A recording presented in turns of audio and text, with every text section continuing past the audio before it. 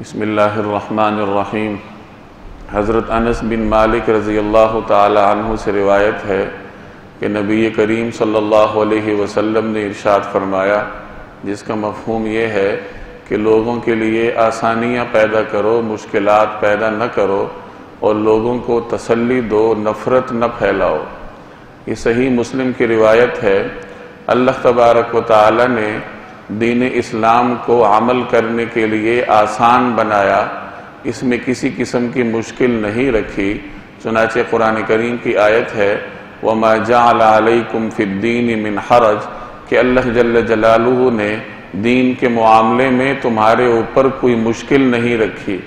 نبی کریم صلی اللہ علیہ وسلم کے بارے میں حضرت عائشہ رضی اللہ تعالی عنہ فرماتی ہیں کہ رسول اللہ صلی اللہ علیہ وسلم کو جب دو چیزوں کا اختیار ملتا تو آپ صلی اللہ علیہ وسلم ان دونوں میں سے آسان پہلو کو منتخب فرماتے۔ قرآن کریم کی آیات اور نبی کریم صلی اللہ علیہ وسلم کی سنت کے مجموعے سے معلوم ہوتا ہے کہ اللہ جل جلالہ نے دین کو مسلمانوں کے لیے آسان بنایا اور اس پر عمل کرنے میں کسی قسم کی کوئی مشکل نہیں رکھی۔ چنانچہ آج جو ہم نے روایت پڑھی اس کے دو حصے ہیں۔ پہلے حصے کا تعلق فقہاء سے ہے جو شرعی قانون سازی کرتے ہیں، ان سے مخاطب ہو کے ارشاد فرمایا گیا کہ لوگوں کے لیے آسانیاں پیدا کرو، مشکلات نہ کھڑی کرو۔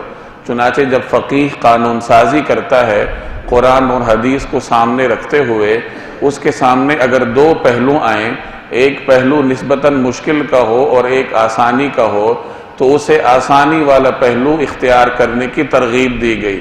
اور اس حدیث کا جو دوسرا حصہ ہے اس کا تعلق میرے اور آپ سے ہے۔ چنانچہ فرمایا گیا کہ لوگوں کو تسلی دو، نفرتیں نہ پھیلاؤ۔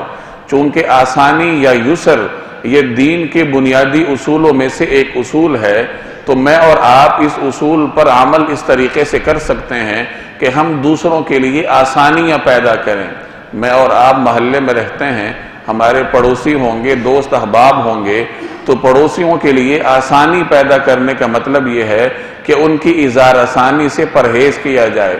آپ طلباء ہیں، کلاس میں آپ پڑھتے ہیں، تو آپ کا یہ فریضہ ہے کہ آپ اپنے ساتھ دیگر طلباء، طالب علم ساتھیوں کے لیے آسانی پیدا کریں، ان کو تکلیف نہ پہنچائیں، ان کی اظہار آسانی سے پرہیز کریں۔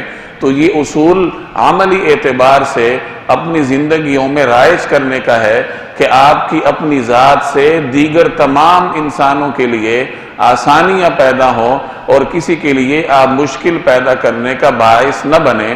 اللہ تبارک و تعالی مجھے اور آپ کو عمل کرنے کی توفیق عطا فرمائے۔